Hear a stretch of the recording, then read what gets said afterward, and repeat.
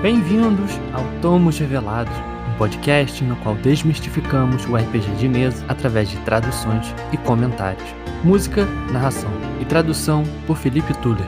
No episódio de hoje, o Manifesto do Copia e Cola. Título original: The Copy and Paste Manifesto, escrito originalmente por Joshua McCrowell no seu blog intitulado Rise Up Commons em 20 de maio de 2025.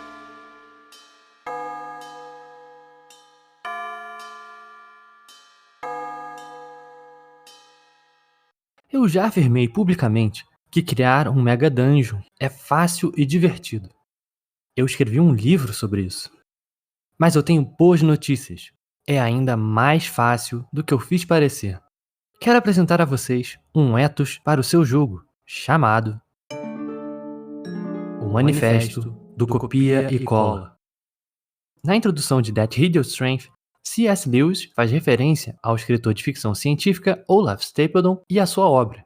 Ele diz: O Sr. Stapledon é tão rico em inventividade que pode muito bem emprestar isso.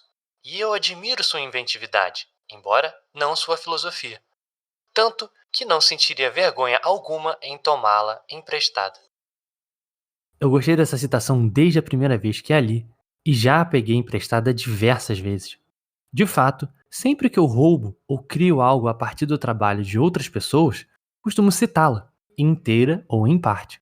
Eu acho extremamente satisfatório ter roubado essa ressalva de dizer: "Ei, estou roubando isso daqui de alguém."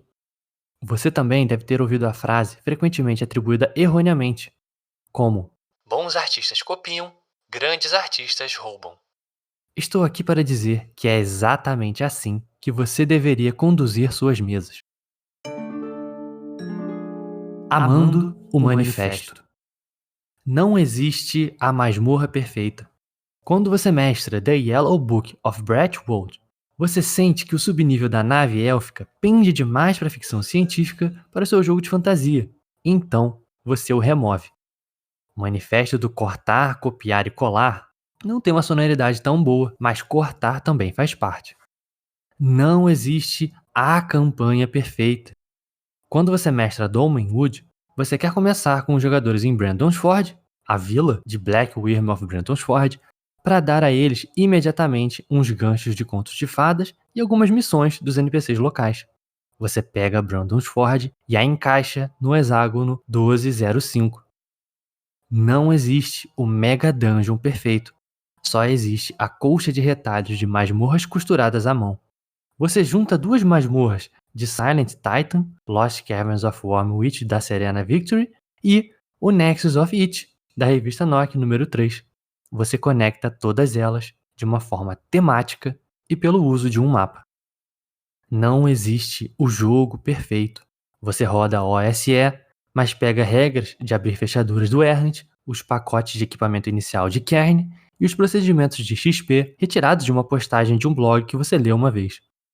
Existe tanto conteúdo bom por aí. O Manifesto do Copia e Cola diz para você usar tudo isso. Crie o jogo perfeito para você, combinando todas as suas preferências e cortando tudo o que não gosta. Chega de lamentar que você nunca vai conseguir usar aquele tal livro na sua mesa. Quando terei tempo para mestrar mais uma aventura? Quem toparia jogar esse novo sistema comigo? Não, cale a boca. Esse não é o motivo pelo qual você compra livros. Você os compra para roubar deles. Vivendo o Manifesto.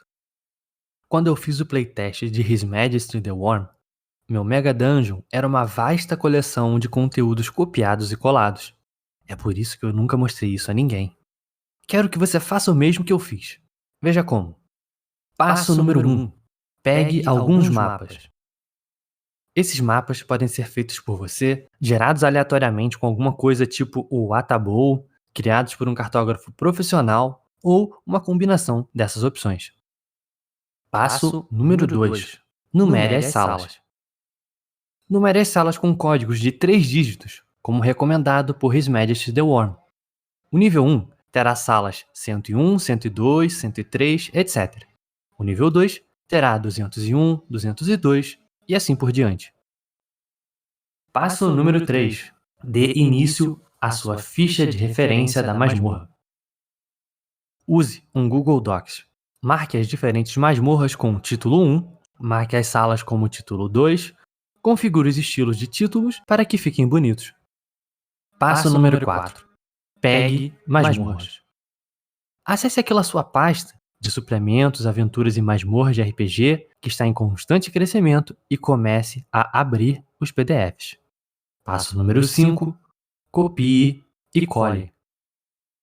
Pegue os melhores conteúdos e comece a copiá-los para o seu Google Docs. Encontre temas que façam tudo funcionar em conjunto. Corte o que você acha que não combine com o seu estilo. Talvez o nível 1 venha praticamente inalterado de uma única fonte, mas reorganizado para se adaptar ao seu novo mapa e criar conexões com o nível 2. Talvez você decida colocar um NPC do nível 3 no nível 1, criando uma linha de continuidade entre a entrada e uma seção mais profunda da masmorra. Passo 6. Repita infinitamente. Compre mais jogos. Adicione mais sessões ao seu mundo. Deixe os jogadores viajarem de Dolmenwood até o Vale das Flores. Quando eles adormecerem, acordarão em Zion. Copie, cole, misture, modifique e crie o jogo perfeito para você e sua mesa. Já que eu tenho a sua atenção, a campanha de Nock número 5 está quase se encerrando. Um dos principais lugares de onde você pode copiar conteúdo é a revista Nock. Sempre que eu inicio uma nova campanha, releio todas as edições antigas. Há tantas ideias boas, tantas regras roubáveis, tantas tabelas incríveis, tantas engenhocas legais. Isso sempre estimula minha mente e me deixa empolgado. No momento em que escrevo, faltam menos de 2 dias para o fim da campanha no Kickstarter. Não perca essa chance.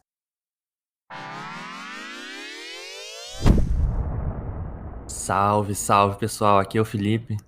E aqui é o Mink. Sejam bem-vindos a mais uma discussão do Tomos Revelados.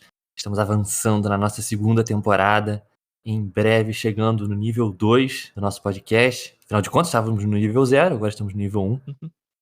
Como sempre, estamos aqui, eu, meu amigo Mink, tomando a nossa bebida de preferência. Imagino que o nosso amigo Mink esteja bebendo seu bom e velho cafezinho. Exato. Tem como ficar sem, né? Ainda mais no sábado de manhã, né? Que também é um moodzinho de início de dia muito bom, né? Sábado de manhã, friozinho, café. Pô, top. Concordo 100%, porém, hoje eu estou com a minha poção mágica da energia, Bravo. cuja marca eu não manifestarei nada, Caberia tranquilamente em um bestiário, né? com certeza. Mas como não somos patrocinados, não vamos falar, mas você sabe qual é. E hoje temos um assunto que sabemos que o Mink gosta bastante, eu gosto bastante, então acho que vai render, né, cara? O que você achou do texto, primeiro de tudo? Cara, bom, eu até falei pra ti, né? Texto curto pra falar de um assunto bem complexo, né? Porque, porra, a cabeça vai longe quando a gente vai lendo. Ele toca em vários temas aí que... uns polêmicos, outros criativos pra caramba. Então, acho que o papo vai fluir aí, a gente vai descobrir pra onde é que vai o episódio, porque não vai dar pra saber muito de antemão, não. Sim, um assunto bem amplo, né? Apesar do texto ser curto. Mas antes de mais nada, gente, vamos aqui tirar um tempinho do nosso episódio para agradecer infinitamente os nossos apoiadores. Tivemos uma leva aí boa de pessoas chegando no nosso Apoia-se. Então vamos agradecer nominalmente a vocês: Rogério Paiva, Vinícius Rosa, Jéssica Vieira, Antônio Machado, Jorge Nibor, Vinícius Garcia, João Rafael Coelho, Bruno N e o nosso grande amigo Gustavo Folheto. Muito obrigado a todos vocês que apoiam a Moira Games, apoiam esse podcast e nossas iniciativas. Como vocês sabem, a gente tem conteúdo exclusivo para apoiadores. No episódio desse mês, vocês vão ver a gente comentando como foi o processo de montar o Tomo de Encontros Estranhos, o nosso projeto colaborativo. Então vocês vão poder ouvir eu e o Mink comentando os envios do pessoal, falando como foi montar esses encontros, o que a gente aprendeu nesse processo todo. Então tá muito bacana, conteúdo exclusivo para apoiadores. Vocês podem conferir lá. E sempre que vocês entram no programa de apoiadores da Moira Games, vocês também têm acesso a todo o material anterior. Vocês vão poder ouvir também a gente falando sobre novas mecânicas. Eu acho que uma série de episódios tem muito a ver com esse episódio aqui de hoje. Então, se vocês gostarem do nosso papo de hoje, recomendo que vocês deem uma olhadinha no nosso Apoia-se para achar novas mecânicas para customizar o jogo da maneira que vocês quiserem. Então, gente, o texto de hoje, o Manifesto do Copia e Cola, toca muito o meu coração, o tema é muito legal, mas o autor que já aparece aqui também é o Joshua McCraw, então a gente não vai fazer aquela grande introdução falando sobre quem é esse cara, vou dar apenas um pequeno resumo e caso você queira saber mais sobre ele, você pode voltar no nosso episódio Tornando Espadas Mais Um Algo Mágico e você vai ver uma biografia um pouco mais detalhada sobre esse cara, o Joshua McCraw. Mas aqui pra gente hoje, então, vamos lembrar quem é esse cara, dizendo que ele é primeiro de tudo, um Tolkiano de coração, talvez um dos maiores nomes aí da fanbase do Tolkien e do Senhor dos Anéis, dentro do espaço do RPG OSR. Faz muito post sobre isso no seu blog, no Rise Up Commons. Então ele é um blogger que fala muito sobre regra, fala muito sobre adaptação também, então faz muito sentido ele escrever esse texto, porque dá pra ver pelos interesses dele no blog, o quanto que o jogo dele é essa ideia de colcha de retalhos, e pegando certas coisas e costurando. Se você pega o sistema dele, que já mencionei aqui também, gosto bastante, que é o His Majesty The Worm, esse RPG de mesa que usa cartas de tarô ao invés de dados, você vai ver que o processo dele de criar é muito esse, você ir pegando coisas de vários lugares e adaptando para o seu jogo, e ajuda você a fazer um jogo mais robusto de maneira mais rápida e mais efetiva, né? Principalmente no jogo His Majesty The Worm, que é um jogo que pressupõe que você está jogando um Mega Dungeon. Sabemos que Mega Dungeon não é um negócio fácil de fazer e nem um negócio fácil de preparar. Porém, a proposta de Joshua McCraw, nesse texto mesmo, ele começa dizendo, olha, é mais fácil do que parece se você seguir certas guidelines, certas diretrizes que vão facilitar a sua vida. Então, o Manifesto do Copia e Cola tem muito a ver com isso, facilitar a vida do mestre. O texto de hoje tem muito a ver com também a premissa de como é que é um jogo do Joshua McCraw. Dá pra imaginar um pouco como seria jogar His Majesty The Worm na mesa dele, mestrando. Mas, além de blogger, além de game designer, ele também é o editor da revista Nock. Essa revista que é uma coleção de textos publicados pela editora Mary Mushman, uma das editoras mais bacanas, na minha visão, do mundo do RPG, no geral, não só da SR, que publicou o sistema Black Sword Hack e uma das minhas aventuras preferidas, que é a Nightmare Over Haggard Hollow. Então, o Joshua McCraw, ele edita os textos dessa revista, vai coletando os textos dos autores, modificando os textos para caber lá na revista, e vocês que já ouviram o episódio da temporada passada que eu escrevi, o RPG São Sobre Falhar, sabem que o meu texto era para entrar nessa revista, inclusive lá no Discord da Moeira Games, o pessoal até veio falar, poxa, cadê seu texto? Falou que ia sair. E aí eu mandei mensagem para ele, falei com o Josh e tal, ele é muito gente boa, pô, sempre falou comigo muito atenciosamente. Aí o que rolou foi que ele estava preparando meio que junto a Nock 5 e a Nock 6. E a Nock 5 já estava meio que pronta. Porque ele chegou recentemente no trabalho da editora. Então ele pegou meio que as coisas andando, teve vários problemas no lançamento da Nock 5. Enfim, meu texto vai sair então na Nock número 6, que é a próxima, né?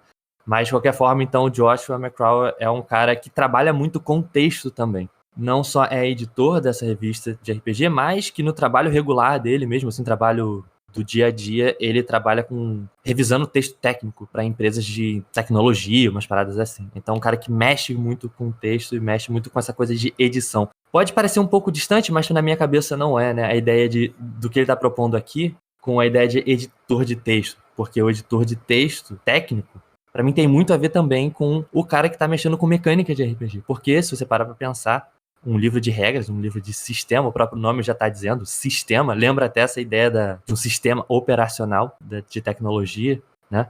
Me parece que está lidando com a mesma área do cérebro, assim, né? O texto técnico do RPG, o texto técnico no geral. Do RPG meio ferramental, então faz muito sentido de onde vem o texto dele, né? Enfim, então vamos discutir com mais calma daqui para frente. Não, total. O grande lance quando tu vai pensar nesses dois estilos de escrita é o grande foco no entendimento, né? Acho que até eu tava vendo um vídeo do Gufigar lá, um grande brother meu lá do Espólios Arcanos. Ele tava comparando as edições do Dungeons and Dragons, né? De 2014 e agora de 2024. Foi o último que saiu, né? Sim. E aí ele tava falando muito sobre essa lógica de como é que eles redistribuíram. Porque se tu abrir uma página dos dois, meio que tu não sabe qual edição é qual por causa da consistência de marca que os caras criaram, né? Mas o quanto que eles mexeram em termos de lógica de entendimento, tipo, de como o usuário vai consumir aquele conteúdo, né? com certeza, esse lance ferramental aí tem muito envolvimento com essa parte de texto. E acho que não tem como a galera do RPG fugir, porque é a base de todos os jogos aí, né? A questão textual e de estrutura, de como é que tu vai posicionar as coisas no papel, no livro, enfim, pra dar uma lógica ali por trás, né? Cara, isso que você falou é muito interessante, porque é o que eu tava pensando recentemente, olhando o livro de regras do Kern, segunda edição.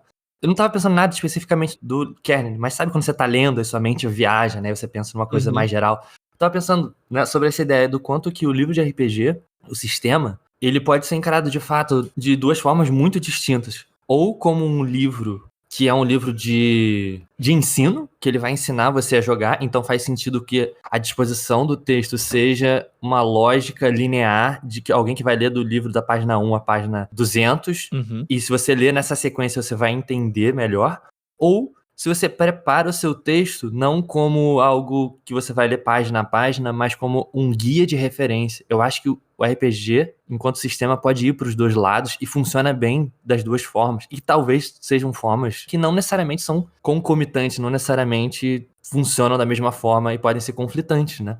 Porque uma coisa é você ter um livro para você abrir no meio do jogo para olhar as regras rápido, manual de referência, e outro como um manual de regras de explicação, né? São coisas que me parecem que não são a mesma coisa, né? Pois é, cara. Não, faz muito sentido. Eu acho que talvez tenha um ponto do quão vinculado ele tá a uma certa lore, né? Porque se ele tem um cenário por trás bem atrelado à mecânica do jogo, né? Tipo aqueles livros fechadinhos dele mesmo, né? Ele é um sistema e um cenário junto.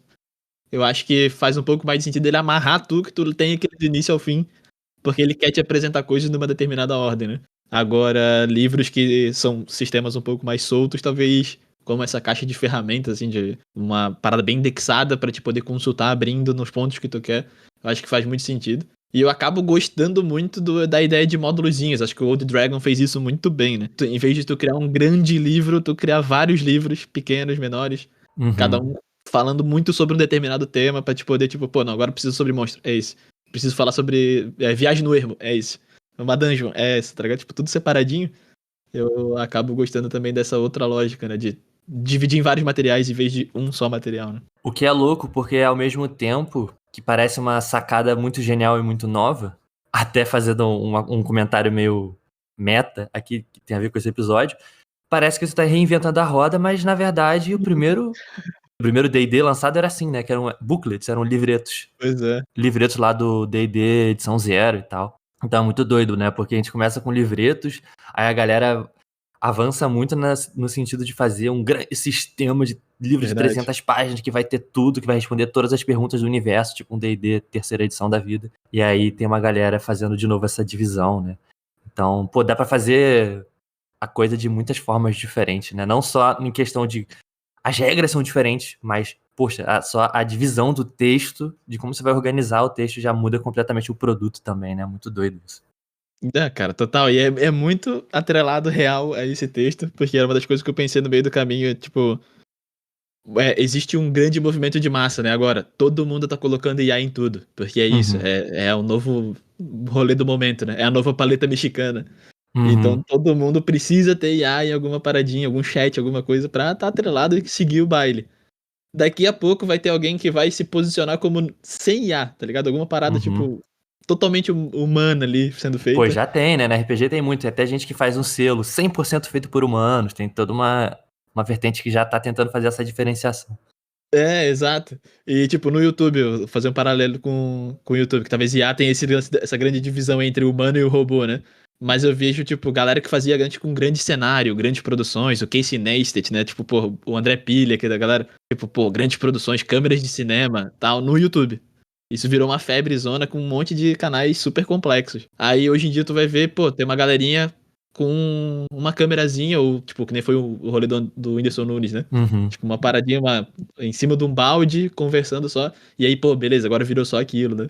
Então, acho que a criatividade também tem esse lance de looping, né? Tipo, começou com várias zines separadas, depois, pô, lançaram um livrão super complexo, aí todo mundo lança um livrão super complexo. Aí agora, pra quebrar esse ritmo, cara, o criativo vira tu de membrar em vários, né? Então, acho que é muito sobre o lance do contraste também, né? Do que tá rolando no momento no mundo. Pode crer. Muito doido, porque a gente começa a falar dessa ideia de tendências. Porque às vezes, de fato, o que vai movendo esses movimentos artísticos ou de design não é nem tanto o avanço tecnológico, mas de fato, como você está falando, parece que é isso, parece que são essas ondas.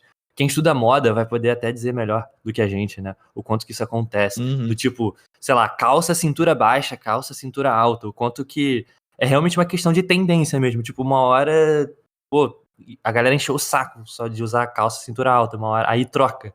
Aí, tipo, e aí volta o negócio que era dos anos 80, tá ligado? Então, acho que design tem muito isso também, né? O que você acha? Não, total. Na indústria dos jogos, né, dos videogames tem muito isso. Agora, Souls-likes, né, roguelikes, Metroidvanias, tipo, pô, só tem isso no mercado, tá ligado? Que 90% dos lançamentos estão dentro dessas 3 categorias aí. E justamente tá nessa super onda. Aí a galera vai lá e lança um jogo diferentão e assuma destaque na hora, né? Existe essa criatividade também, né? O lance de tu ir contra a maré e resgatar coisas do passado. Esse contraste com o que tá mais sendo ofertado no momento, porque acho que existe essa percepção de criatividade em cima do que tu tá acostumado, né? Tipo, pô, se é uma parada que eu tô vendo sempre, isso não é tão criativo assim. Agora, tipo, pô, surgiu uma coisa diferente daquilo que tá no comum, né? Aí a gente associa como algo tipo, porra, caraca, genial. E às vezes não, às vezes é só um resgate de uma parada, né? Boa, cara. E aí você até já conecta a gente com um primeiro tema do texto, que acho que é o central, né? O texto começa com ele citando um trecho lá do C.S. Lewis, que a gente conhece, meio que citando de orelhada, assim, com aquela famosa frase que é: bons artistas copiam, grandes artistas roubam.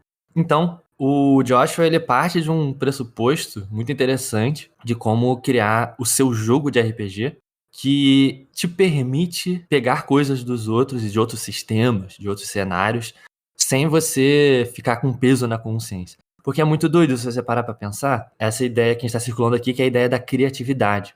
O que diferencia uma boa obra de arte, um bom jogo, às vezes passa por essa ideia de ser um jogo criativo, ser um jogo diferente, né? Criatividade como algo diferenciado, né? E nisso a gente também implicitamente está colocando o que é criativo como algo que é novo. Que é criativo é o que é novo, o que se destaca dos outros. Mas não é necessariamente, né? E é aí que entra essa ideia dessa brincadeira do bons artistas copiam, só que os grandes artistas roubam. Ou seja, saber usar as suas referências, saber usar as suas ferramentas de modo criativo. Não algo que você criou do zero, por isso é muito criativo. Não. E isso me lembra, inclusive, uma coisa que eu estudei aqui nos últimos 4, 5 anos, lá no meu doutorado, mestrado e tal. A teoria da arte confrontada com essa ideia do gênio, essa palavra, gênio. Porque quando a gente fala, poxa, o artista tal é genial, o que isso significa? O que se percebeu é que essa palavra, gênio, começou a ser usada num momento em que o artista genial era identificado como alguém que criava alguma coisa. Tirar ideias do nada, aquela coisa, poxa, como que esse cara pensou nessa ideia? Da onde ele tirou isso? Pô, o cara só pode ser um gênio. E a ideia do gênio é essa pessoa, que hoje pra gente ficou, o cara que tirou a ideia do nada. Criou do nada, criou exatamente da cabeça dele, de nenhum lugar mais, né? Então, pra gente fica muito forte hoje na cultura popular, no geral, né? Você pergunta pra alguém o que é alguém genial, o que é alguém criativo, é essa pessoa que tira a ideia do nada. Só que quando você vai voltar de onde estava vindo essa discussão, você começa a ver que não era bem assim a história, né? Um dos maiores exemplos, que foi o que eu usei para estudar essa ideia, William Shakespeare, o grande criador de obras de arte lá do Renascimento. Hoje a gente até diria, pô, um cara é um clássico da literatura, um clássico da obra de arte. Ninguém duvida da qualidade que ele faz. Né? E o grande problema do Shakespeare na época era que, na verdade, esse grande gênio, ele não respeitava as regras do que era uma boa obra de arte. E não só isso, não seguia regras, o que tornava ele genial, né, para as pessoas, era que ele não seguia as regras que as outras pessoas estavam fazendo, e nisso tem alguma coisa aí de criatividade do jeito que a gente fala hoje em dia, porém, o Shakespeare tem uma grande questão que não é tão debatida no senso comum, é que o Shakespeare, ele tem literalmente uma e meia, se você quiser, peças que ele inventou a história. Se o Shakespeare fosse participar do Oscar e tal, como roteirista, vamos brincar assim, ele nunca entraria na categoria roteiro original. Ele não criou nada. Ele é um grande adaptador.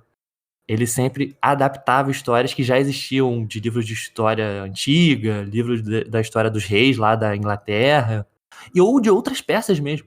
E é muito doido, porque na minha opinião, a maior peça do Shakespeare, o Hamlet, considerada uma das maiores obras literárias do mundo, é uma adaptação de uma peça do mesmo nome, baseada na mesma história, de um príncipe lá da Dinamarca, que na época não fazia sucesso. O príncipe Hamlet e tal, tinha uma peça que rolava, pelo menos duas peças que rolavam, e a galera não gostava, era uma peça meio merda. E o Shakespeare, de repente, pegou aquela história e pensou, caraca, não, isso aqui tem um negócio, eu vou mudar umas paradas. Então percebem aí, ó, essa ideia de uso das ferramentas, de como grandes artistas roubam, além de copiar, né? Ele não pegou e fez a mesma história, ele pegou e falou, cara, essa história, se eu mudar isso daqui, mudar esse personagem falar dessa forma, transformar essas paradas de uma maneira genial, aí sim a obra se torna genial. Então eu acho que esse texto tá muito em ressonância comigo por essa ideia, né, desse método que ele fala do copiar e colar, mas não só copiar e colar, como cortar também, né? Então, cortar o que não serve pra você, pegar o que serve de bom nas suas referências e adaptar, colar adaptando pro que você quer fazer, né? Então, acho que o trabalho do artista e do jogador de RPG, ou de alguém que tá mexendo com criatividade, é muito isso também. Mobilizar as referências corretamente, de formas interessantes, e aí sim, de formas novas, e não o conteúdo, né? Você não vai copiar exatamente o conteúdo daquela coisa. Ah, vou copiar a regra do D&D e colar aqui no meu jogo, aí vai ser isso. Não, adaptar pro que você quer fazer, né? Qual a intenção que você tem, e mostrar aquilo de uma maneira nova, né? Então, de novo, essa ideia de colcha de retalhos. Juntou o negócio do D&D, juntou o negócio do Kern, juntou o negócio do fiasco, sei lá, montou um negócio novo, botou na mesa e viu de uma nova forma. E aí sim, parece que você roubou de um jeito criativo e criou um negócio diferente. E aí, para dar um exemplo mais palpável dessa ideia da diferença entre ser criativo do criar do zero, um dos meus jogos preferidos, Slay the Spire, que é um jogo que mistura deck building, então montagem de baralho, com um jogo roguelike. No momento em que o Slay the Spire fez essa mistura, isso virou um gênero. Então, eram duas coisas que já existiam antes, deck building. Quem joga jogos de tabuleiro aí, sabe que é um gênero que existe há mó tempão já. Desde o lançamento do jogo Dominion, nasceu esse gênero.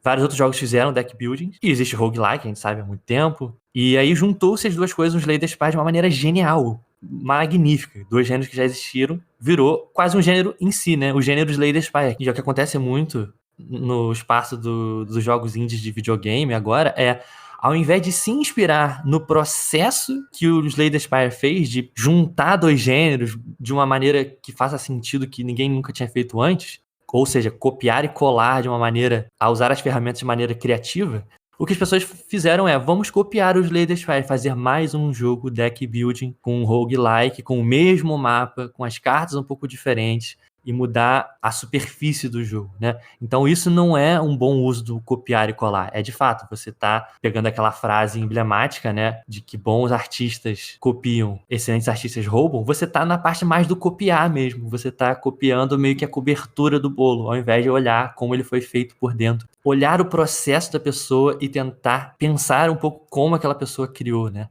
Mais um exemplo também de como que criar um jogo novo e genial não necessariamente é criar um gênero de videogame novo, mas trabalhar as ferramentas que já existem de uma maneira nova, né? Faz sentido? Faz sentido pra caramba, cara. E tu tocou em alguns pontos aí de que eu fiquei pensando. Eu já vou puxar o mais polêmico já logo de início, já pra gente tirar isso da frente, porque eu acho que esse texto ele tem um problema, que é o mesmo problema do Hobby como artista. O Hobby como artista, ele virou muito uma chancela, tá ligado? Tipo assim, ó, viu, ó, roubar é tranquilo, sabe? Não é plágio, sabe? Acho que tem até uma frase que eu considero meio ruim, que é tipo, criatividade é plágio não identificado, né? Acho que tem no livro do Hobby como artista. Aham. E é tipo quase como justificar um ato ruim, tá ligado? Tipo, usar o Hobby como artista pra justificar um ato ruim que não é tão criativo assim.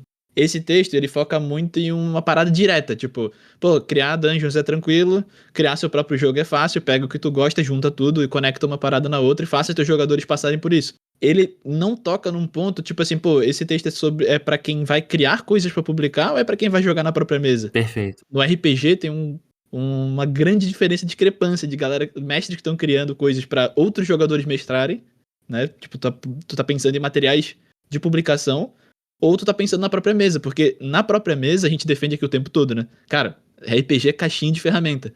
Não existe o RPG perfeito, ele toca isso em vários lugares ali que eu achei muito maneiro. Porque é coisa que a gente vive repetindo em vários episódios aqui, né? Tipo, cara, junta o máximo de referência possível. O próprio livro Hobby como Artistas é sobre repertório, sabe? Ele não é sobre roubar propositalmente, né? Tipo, tu vai pegar um bagulho e aplicar, que nem o Felipe falou. Ele é sobre unir repertório, ir direto na fonte. Em vez de tu estudar o Shakespeare, talvez estudar da onde o Shakespeare pegou a ideia dele, sabe? O livro faz bastante essa preocupação. Só que, de novo, acho que eles, até por conta de clique, por conta de copy, né? Dessa parte do marketing, eles usam termos muito, tipo, fortes, sabe? Tipo, o manifesto do copia e cola, o Hobby como artista, sabe? Tipo, são termos que uma pessoa sem tanta maturidade ou que não tá com um contexto completo na mente, pode usar aquilo pra um lado ruim, sabe?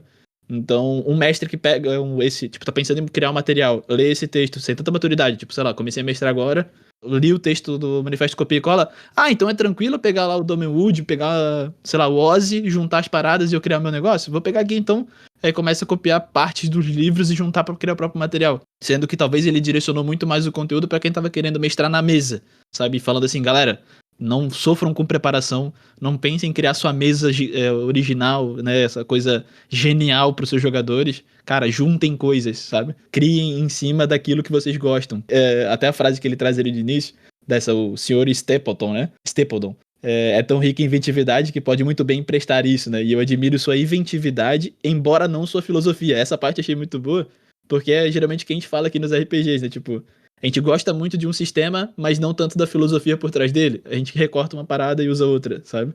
Então tem gente que gosta do D&D moderno por causa de algumas coisas e não gosta de outra. Tem gente que gosta de RPGs old school por causa de uma coisa e não gosta de outras, né?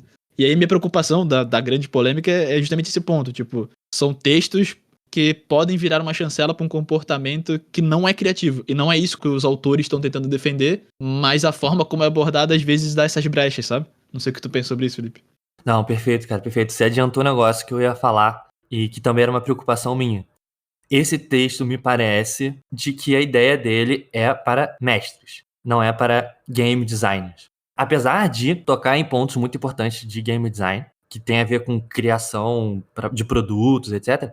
Mas aqui o foco é na sua mesa. Como construir a sua mesa. Porque ele fala, né? Do tipo assim, quando eu fui mestrar His Majesty the Worm, o meu Mega Dungeon era um grande Ctrl-C, Ctrl-V de várias e várias outras dungeons.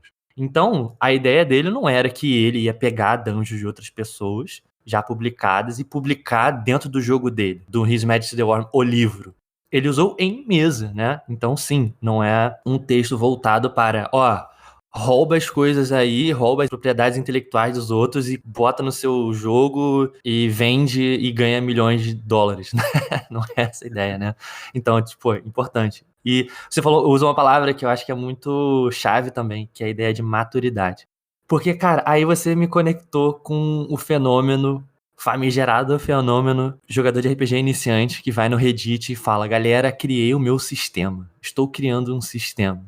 E todo mundo que frequenta esses espaços, eu lembro sempre do nosso amigo Dedão, que é administrador, né, de fórum, essas coisas, que deve passar por isso diariamente, que é, 200 posts da mesma forma. Oi, eu joguei D&D e agora vou criar o meu sistema. E aí, tem duas coisas aqui pra comentar sobre isso. Primeiro, a ideia da maturidade. Qual a qualidade do jogo da pessoa que jogou D&D uma vez e vai fazer um novo sistema? Então, tipo, de fato, parece que essa pessoa que tá criando ali o jogo dele, falta um pouco de repertório, né? Outra palavra que o Miguel usou aqui, acho que é muito importante aqui, né? O cara que jogou um jogo, quer fazer o próprio jogo dele, não vai ser um jogo bom e tal. Falta um pouco de maturidade e entender como funciona a coisa, né? De, tipo, pra criar não é só você sair copiando e colando o negócio que você conhece, porque vai ficar um negócio sem sal, sem gosto e tal. Então, primeira coisa é, cara, vamos aumentar esse repertório, vamos jogar mais coisa, vamos expandir nossos horizontes de referência, que aí sim você vai conseguir fazer o negócio.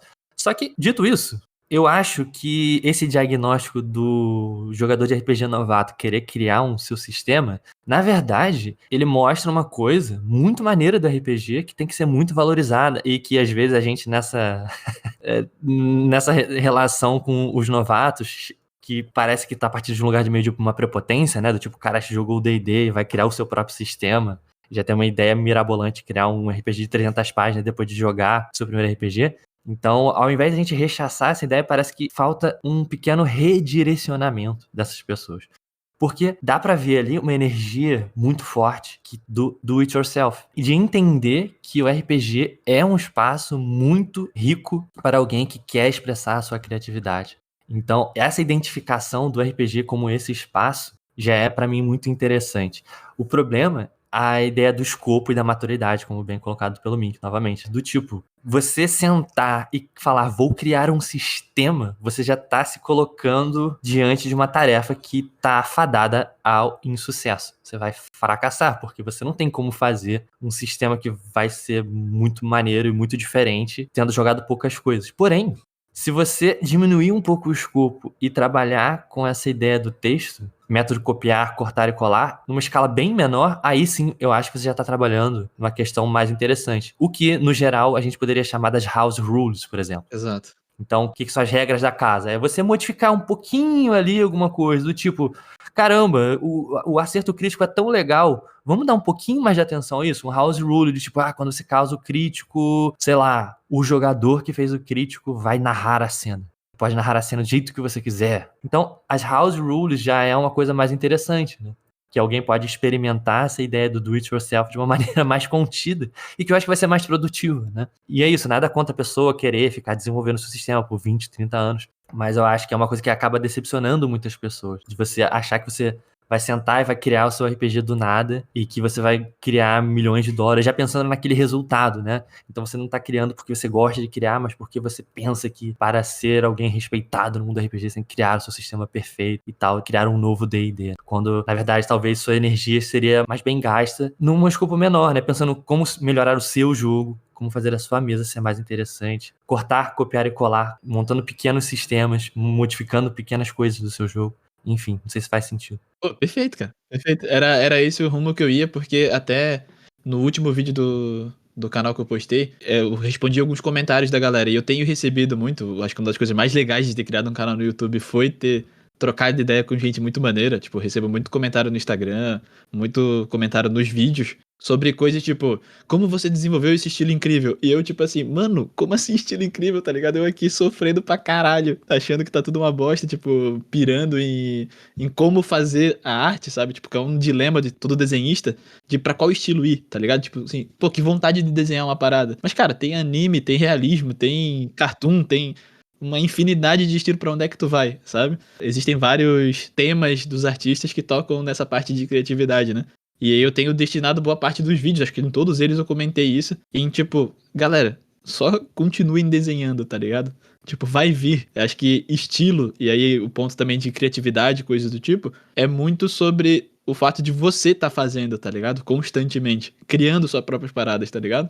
Não sobre pensar no resultado final, ou tipo, cara, não, eu quero fazer igual o desenho igual o Mike Mignola, tá ligado? Tipo, porra, uns desenhos absurdos. Eu acho que casa um pouco com essa ideia do mestre iniciante, sabe? Porque a gente começa a criar um bagulho, ainda mais agora nesse cenário de internet que tá tudo fácil pra caramba. Tipo, publicar algo é 2 toques, sabe? Tipo, tá tudo muito na tua mão ali. Até criar um livro de RPG tá ali na mão, sabe? Tá todo mundo publicando os seus próprios sistemas e projetos o tempo todo em todos os grupos que tu participar de RPG. Tu fica com aquela sensação de tipo, pô, também posso fazer isso, né? Também posso publicar a parada. Ou a galera que é artista, tipo, caraca, também posso fazer, sei lá, uma HQ, sabe? Sendo que é muito mais sobre tu criar pra ti primeiro, sabe? E aí, consequentemente, quando isso tiver maduro o suficiente, tu consegue levar pro mercado. E acho que se a galera ler esse texto e focar na própria mesa, sabe? Tipo, continuar criando. Acho que os mestres que estão criando os próprios sistemas, eles estão só respondendo um chamado, sabe? Tipo, um sentimento que todo mundo tem, porque nunca viu aquele filme que saiu pensando assim, mano, porra, que ideia subaproveitada, se fosse eu podia fazer tal coisa, sabe? O tempo todo. A gente fica assistindo coisas e pensando, assistindo arte e consumindo coisas pensando nisso, coisas que a gente poderia mudar. Eu acho que a única parada é que o RPG é fácil de tu adaptar. É fácil de tu mudar uma coisinha ou outra e pronto, tá ali, sabe? Tipo, tá tomando forma algo que é meu. Só que parece que a galera dá, tipo, trocentos passos além, né? Tipo, já tá pensando no resultado final, já tá pensando em publicar, em fazer um projeto genial, sendo que talvez seja muito mais sobre a própria mesa.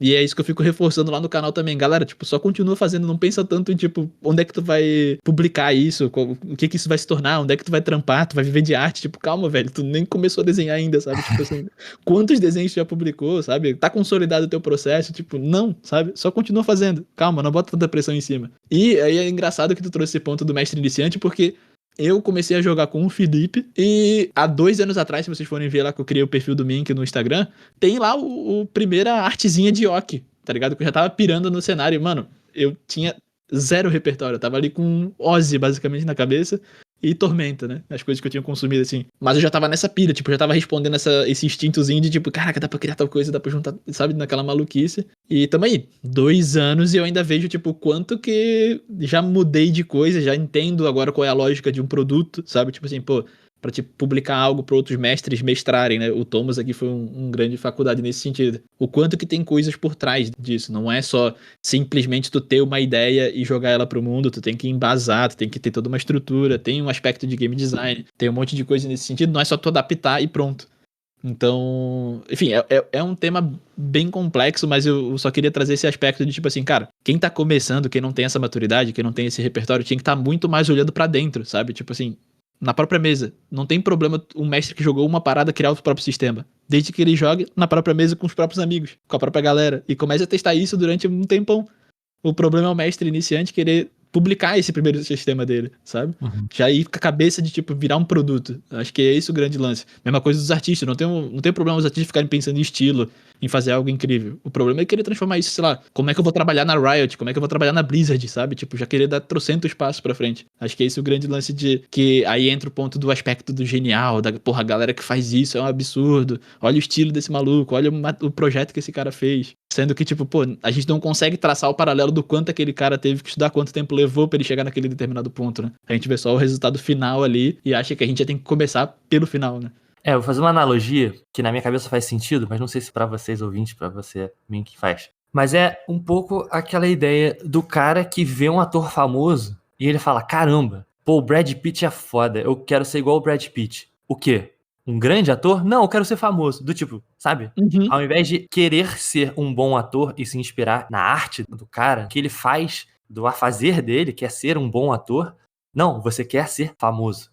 Então, acho que também é uma grande tendência dos dias de hoje, talvez tenha sido durante toda a humanidade, mas, pô, nos mundos onde temos redes sociais e grandes famosos com bilhões de seguidores no Instagram, acontece muito isso. Pô, eu quero ser igual a essa pessoa. É que é isso que você tá falando, eu quero o resultado dele. Exato. Você não tá se inspirando no que o cara fez, no processo do cara, da arte do cara. Então, no RPG, você não quer, pô, fazer ali o seu sistema na coisa de, tipo, ir experimentando. Olha que legal, como o meu jogo está se desenvolvendo. Olha como foi legal aquela mesa que a gente jogou. Uhum. Não, você quer vender o produto para ser famoso, ser respeitado no mercado do RPG.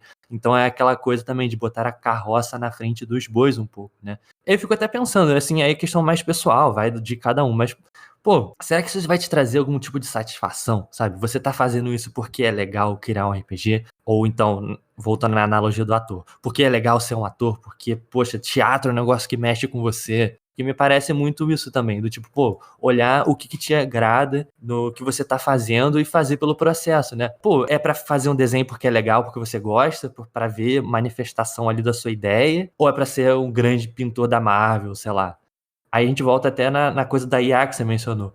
O quanto da graça da obra de arte, ao meu ver, é justamente esse processo. É tipo, pô, ver como o cara fez, entender o processo de alguém. Olha o quanto é legal isso também. Você vê, sei lá, pra mim é muito maneiro ver um making of de um filme. Sim. Você pensa assim, cara, como que eles gravaram essa cena, mano? Tipo, sei lá, aquela série Adolescência, que é filmada toda num take só. Aí tu vê o making of e pensa, caraca, olha só como o cara fez. Aí você entende melhor o processo da pessoa e aquilo te enriquece de alguma forma, né? E aquilo te inspira a criar também. E conectando os pontos, copiando e colando, porque é legal fazer esse processo de copiar e colar, de conhecer novos jogos, de conhecer novos artistas, de ver novas obras de arte. Então, acho que é muito por aí também, né? Ver o que te inspira e, pô, não botar essa pressão em cima de você mesmo, que às vezes vai chegar em frustração, né? Porque se a sua ideia é, eu quero ser o cara famosão, e você não é o cara famosão, esse processo, então, que eu fiz todo de aprender não serviu de nada. Exato. Quando não, né? A graça é o processo, a graça é fazer, a graça é jogar RPG, a graça é pintar. Então, é um fim em si mesmo, né? Aprender um negócio novo, aprender uma língua, aprender um sistema novo de RPG, é um fim em si mesmo porque é legal jogar, porque é legal pintar, e não porque você quer chegar num lugar, né? Iniciante quer fazer um sistema, né? Pô, vou fazer um sistema perfeito, incrível, que vai vender não sei quantos bilhões de cópias. Tipo, cara, então acho que isso é se colocar muito pra ser alguém frustrado na vida, né? Beleza, é isso que você quer fazer porque acha maneiro, sabe, um projeto de vida? Tranquilo, mas assim, né? Olha a carroça na frente dos bois, cuidado.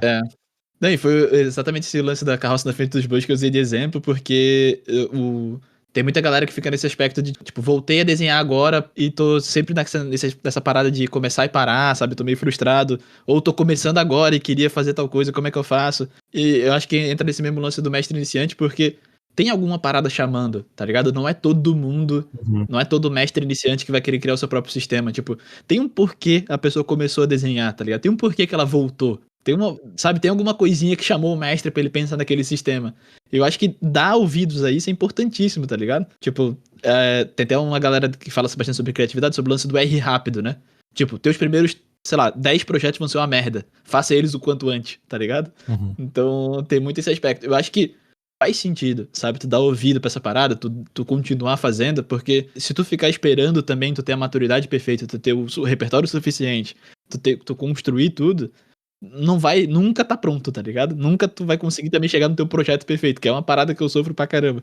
De, tipo, ficar imaginando uma parada, e aí, não, beleza, eu preciso estudar isso, eu preciso fazer aquilo, pra um dia chegar no resultado final. Sendo que, às vezes, tu desmembrar isso em projetos menores, tu testar coisas pequenas antes, né? Tu fazer, em vez de tu quer projetar um game um videogame mesmo, né? E tu ali programar, sei lá, um joguinho de plataforma, um Flappy Bird da vida, tá ligado? Pra entender um escopo muito menor. Acho que também tem esse lance do escopo, né? Então, cara, de novo, eu sei que esse episódio pode ficar um pouco confuso, acho que o Felipe vai sofrer na hora de editar, mas criatividade é sempre um tópico super complexo, porque ele toca em diferentes coisas, né? Tipo, é muito abrangente.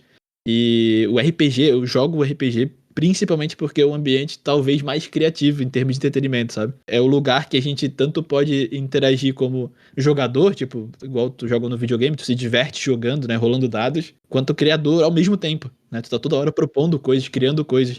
O ato de tu pensar no personagem, tu já tá... Cara, o quanto de criatividade envolve tu imaginar como é que é o teu personagem traduzindo muitas vezes, ou frases, palavras que saem numa tabela aleatória, atributos, né? Tipo, meu personagem tem 15 de carisma. Pô, então ele tem, sei lá, um cabelo loiro, um queixo quadrado. Tipo, pô, tu tá transformando números em aparência, sabe? Tipo, pô, é muito rico, é um prato cheio de criatividade. Então acho que sim, mestres iniciantes pode sair criando sistema, pode ficar pirando em coisas, podem... Só que pensar em termos de escopo, pensar em primeiro botar na própria mesa, sabe? Tipo, ter essa expectativa controlada, acho que é o essencial, tipo, dar ouvido pro que a gente tá curtindo fazer. Tipo, criar é muito mais sobre a gente do que sobre o material, sabe? Tem um trecho que eu gosto muito do livro Hobby como Artista que ele comenta: não se preocupe com a coerência entre uma parte e outra.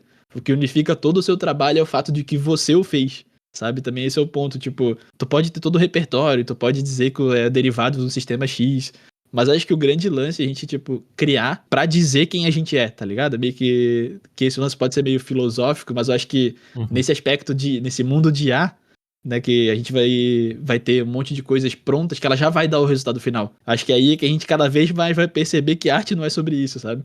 Tipo, tu pode dar um prompt ali e vai sair uma arte incrível. Tu não vai se sentir criativo, sabe? Não, de forma alguma. Porque não é sobre o resultado final, que é a parada que geralmente a gente tá querendo chegar na hora que a gente começa a criar, né? Sim, perfeito, cara.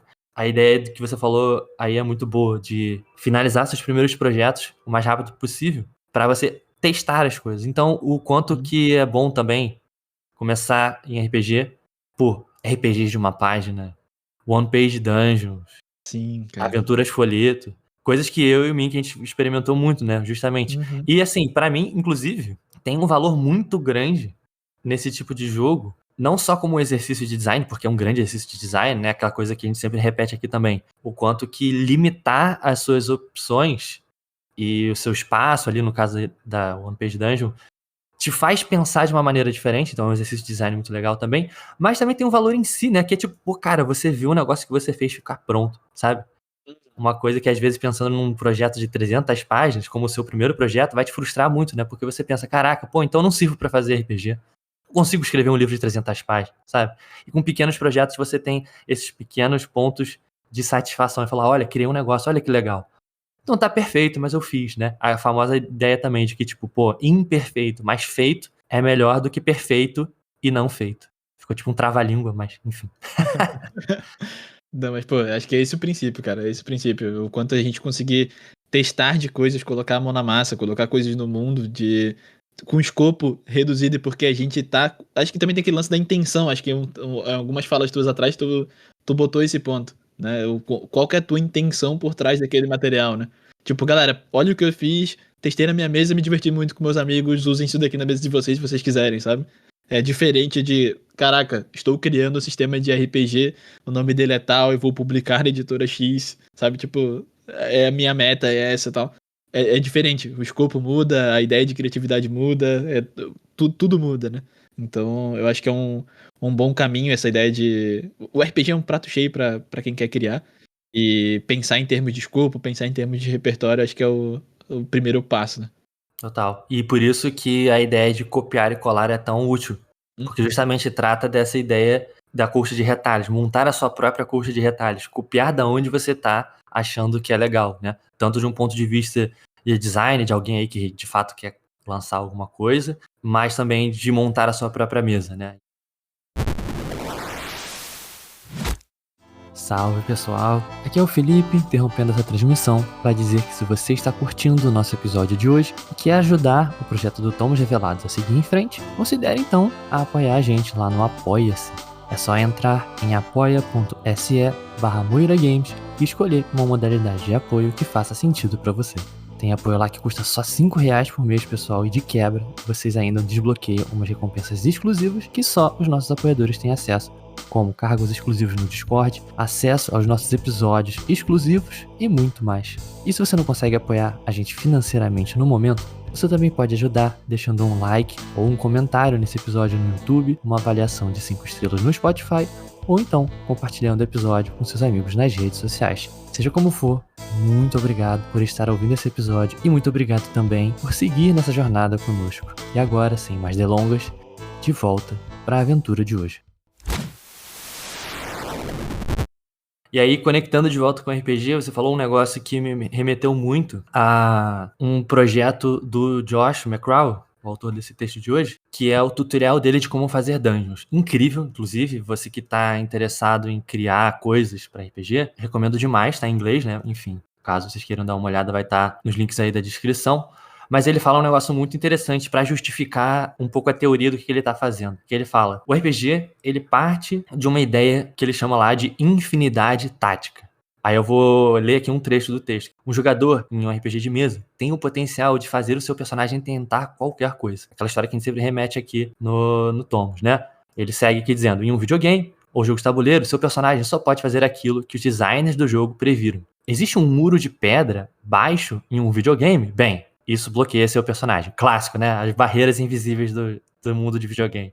Em um RPG de mesa, diz ele, você pode fazer qualquer coisa que seja realista dentro do mundo de jogo. Você pode escalar o muro, você pode contratar uma equipe de operários para derrubá-lo ou treinar uma topeira gigante para cavar por baixo dele. Você pode tentar qualquer coisa, porque há um ser humano de verdade do outro lado da mesa contando uma história sobre o que realmente acontece. Então essa ideia de infinidade tática é muito interessante, porque como você falou, né, Min? Você tá jogando um jogo, mas ao mesmo tempo esse jogo envolve uma questão criativa, que ele chama aqui de infinidade tática. E é aqui que tá o labirinto da coisa. A gente pode se perder nessa ideia de infinidade tática. Você pode ir para tantos lugares, você pode fazer tantas coisas, o lugar tá tão aberto. Quando você repara que o RPG ele pode ser o que você quiser, às vezes você vai longe demais, né? E se perde, não sabe mais o que você tá fazendo. Só que aí ele fala de quanto que as masmorras são justamente esses limites. As masmorras são elementos importantes de design porque ele vai dar esse limite, onde você consegue colocar o jogador para ele fazer certas escolhas, né? Você não pode ir para qualquer lugar. A masmorra tem corredor para esquerda ou corredor para direita, então você tá limitando, né? E aí ele fala assim sobre masmorras. Masmorras são um elemento importante da fantasia de aventura, porque boas masmorras estão repletas de escolhas significativas a serem feitas. Então, num jogo em que se pressupõe que o jogador tem infinidade tática, que ele pode escolher qualquer coisa, masmorras são caixinhas de escolhas. Você tá jogado num lugar em que você vai ter que fazer várias escolhas em sequência. Para qual lado você vai, como você vai interagir com o monstro. E ele dá exemplos muito legais, que ele fala. Como atravessar um poço com estacas? Aquela famosa armadilha de dungeon, né? Que você pisa em falso e cai num poço cheio de espinho. Você aceita a proposta do ogro acorrentado de libertá-lo em troca da chave da sala do tesouro? O que você vai fazer quando você vê uma pilha de ouro entre aspas, sem defesa no meio de uma sala. Será que é uma armadilha? Será que não é? Em um espaço pequeno e autocontido, como uma masmorra, né? As escolhas dos jogadores se acumulam de forma satisfatória. A masmorra é um espaço delimitado que permite aos jogadores tentarem qualquer coisa, mas, por outro lado, que também limita as ações lógicas. Existem poços com espinhos dentro, mas o jogador não pode simplesmente pegar emprestada a escada de um vizinho para atravessá-lo. Nesse texto ele faz uma grande apologia do dungeon, de como eles são ferramentas de design muito interessantes para alguém que está dentro do RPG, né? Então, juntar a infinidade tática com algum tipo de limitação de design, né? Então é por isso também, eu acho, que nesse texto do Manifesto do Copia e Cola, ele tá partindo da ideia de montar um dungeon, né? Que ele faz aquele passo a passo incrível, porque é uma maneira de conectar as suas ideias com algumas barreiras que vão te ajudar, na verdade, na hora de criar, né? Acho que é um exercício bem bacana de fazer, seguir essas regras que ele propôs. Cara, eu tô olhando todo esse papo muito de dentro, porque como eu falei, eu fui muito esse mestre iniciante maluco que queria já começar criando o próprio universo. Conheci o termo world building, vi canais de YouTube que falavam sobre, porra, vou criar meu universo, e começava nessa maluquice gigantesca de timeline, escrevia a timeline zona. Então, eu fiz todas essas maluquices aí, eu dei check, tá ligado? Quem nunca, né, cara? Acho que todo mundo passou por esse momento. Pois é. E aí, conforme a gente vai ganhando maturidade e consumindo coisas, aumentando o repertório, tu vai dando zoom, né? Isso é fato. Tu começa, tá, deixa eu eliminar tudo isso, focar nisso daqui. Tá, não, deixa eu eliminar isso daqui, deixa eu fazer ainda menor. E começa, tipo, focar no que realmente vai pra mesa, no que realmente tu consegue ter controle no momento. Então, eu acho que faz muito sentido esse lance que a gente falou do One Page Dungeon, né? Tipo, pô, em vez de pensar em vários materiais, pô, pensa numa parada contida que tu consegue explicar rápido e aí jogar rápido. Testar numa mesa, num one shot. Né? Em vez de tu pensar em todo um cenário, pô, pensa numa dungeon, pensa numa aventura, né? Pensa numa ação contida ali, e a partir dali começa a nascer o teu mundo, começa a colocar os elementos, porque daí é o ponto ali do hobby como artista, né? O que importa, a coerência entre as coisas é o que tu gostou, né? Se tu pegar várias salas, várias dinâmicas, puzzles que tu gostou, de vários sistemas que tu jogou e botar tudo dentro do teu, porque tu curtiu e fez uma coerência lógica ali. Só que daí tu foi lá e envelopou com o teu jeito de pensar, é onde as coisas começam a fazer sentido e o teu cenário começa a surgir, né? Acho que é muito sobre isso que ele puxa durante todo esse manifesto. Ok, amigos, este é o tempo que temos por hoje. Sabemos que é impossível dar um ponto final neste assunto. Quando as coisas vão para discussões sobre arte, a gente teria muito mais para dizer, a conversa poderia ir muito mais longe. Eu espero que tenha sido proveitoso, espero que a gente tenha ajudado vocês a pensarem um pouco mais sobre os assuntos que a gente mobilizou aqui. Como sempre, foi um grande prazer estar aqui com o meu amigo Mink, debatendo este que é um tema que sabemos que nós amamos muito. Então, obrigado por ouvir, espero que tenham gostado. Apoiem a gente lá no Apoia-se caso vocês consigam. Caso não, lembre-se que uma das maneiras de apoiar a Moeira Games também é adquirindo nossos produtos. Então você pode baixar nossos jogos gratuitos no itch.io, o link vai estar na descrição. Ou comprando, de repente, a aventura Atoleiro dos Homens Derretidos, na editora Caramelo. Convido vocês também que vão estar em São Paulo para o Diversão Offline, darem um confere não só no Atoleiro dos Homens Derretidos, mas os outros produtos da Caramelo Jogos, vai ter muita coisa bacana lá. Deem um oi pra gente lá na Caramelos, caso vocês estejam por lá. Vai ser um prazer trocar essa ideia com vocês presencialmente. Aproveitem o evento, vocês que estarão lá. E no mais, então, até o próximo episódio. Grande abraço, amigo Min. Grande abraço aos ouvintes. Até a próxima. É isso, galera. Valeu.